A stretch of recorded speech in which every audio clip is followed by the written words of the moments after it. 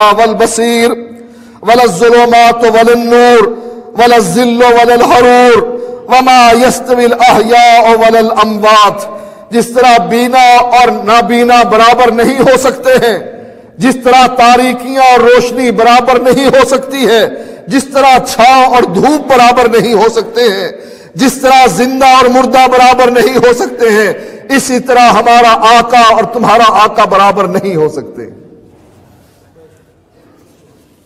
ہمارے آقا کی شان بہت بلند ہے، اس کی حفاظت کا ذمہ رب نے لیا ہے.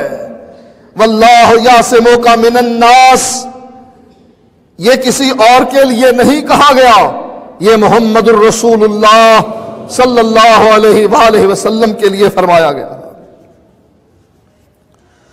صحابی بیان کرتے ہیں غزونا مع رسول اللہ صلی اللہ علیہ وآلہ وسلم قبل نجد، ہم اللہ کے نبی کے ساتھ نجد کے علاقے کی طرف جہاد کرنے کی غرض سے گئے. فنزل رسول اللہ صلی اللہ علیہ وسلم تحت شجرۃ،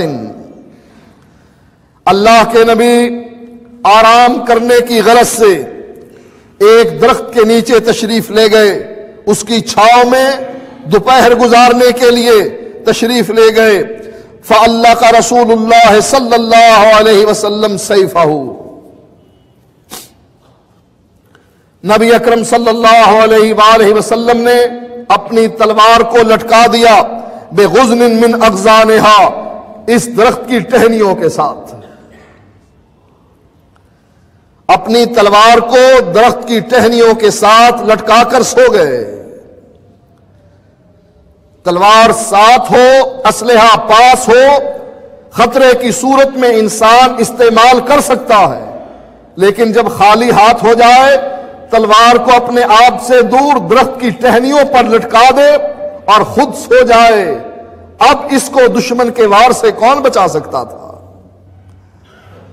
قال وتحرك الناس في الوادي يستظلون بالشجر، جس طرح اللہ کے نبی آرام کرنے کے لیے درخت کی چھاؤں کے نیچے لیٹ گئے، صحابہ بھی اس وادی میں بکھر گئے، درختوں کی چھاؤں تلاش کرنے لگے اور اپنے آپ کو آرام دینے کے لیے درختوں کی چھاؤں میں لیٹ کر سو گئے.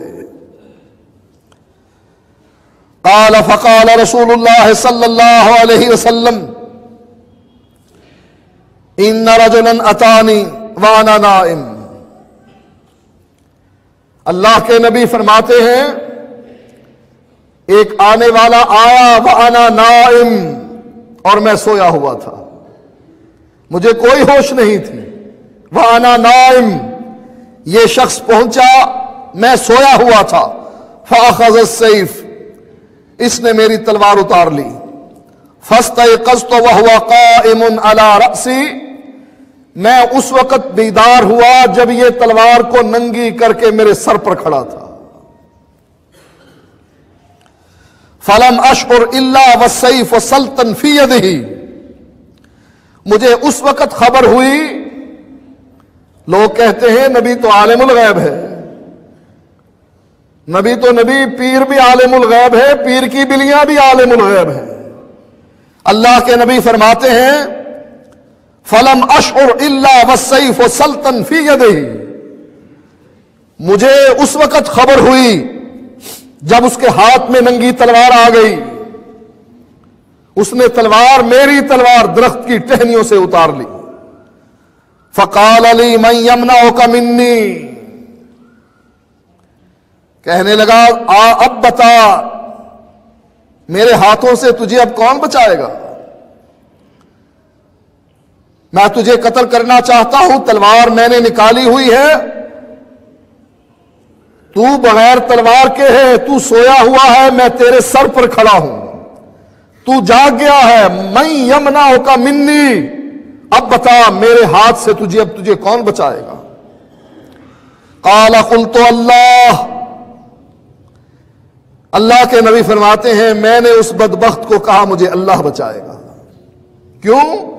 واللہ یعصمک من الناس، اے اللہ کے نبی کلمہ حق ادا کیجئے، مکے کے مشرک اگر اکٹھے ہو کر تجھے قتل کرنے کے لیے آئے تجھے قتل نہ کر پائیں گے، واللہ یعصمک من الناس، لوگوں سے تجھے محفوظ کرنا میری ذمہ داری ہے۔ جب اس نے پوچھا من یمنعک منی، اب بتا میرے ہاتھوں سے تجھے کون بچائے گا؟ قال قلت اللہ، میں نے کہا مجھے اللہ بچائے گا۔ ثم قال فی الثانیۃ من یمنعک منی، دوبارہ کہنے لگا من یمنعک منی، میں یہ پوچھ رہا ہوں میرے ہاتھوں سے تجھے کون بچائے گا؟ قال قلت اللہ، میں نے دوسری مرتبہ کہا اللہ بچائے گا۔ فشام السیف، اللہ کی ہیبت، اللہ کی کبریائی، اللہ کا رعب اس دشمن کے دل میں اتر گیا، اور اس نے اپنی جو تلوار اللہ کے نبی کی تھی دوبارہ نیام میں ڈال دی۔ اللہ کے نبی نے اپنے صحابہ کو بلایا، یہ شخص بیٹھا ہوا تھا، اللہ کے نبی نے ان کے سامنے یہ واقعہ ذکر کیا کہ اس طریقے سے اس نے مجھے دھمکی دی کہ میرے ہاتھوں سے تجھے کون بچائے گا؟ میں نے اللہ کا نام لیا 2 مرتبہ، اس نے تلوار کو دوبارہ نیام میں ڈال دیا، اللہ کی ہیبت اس کے دل میں گھر کر گئی، اللہ کا خوف اس کے دل میں آ گیا، اس نے دوبارہ تلوار نیام میں ڈال لی۔ ثابت ہوا کہ ہمارے ایمان کو بچانے والا اللہ ہے۔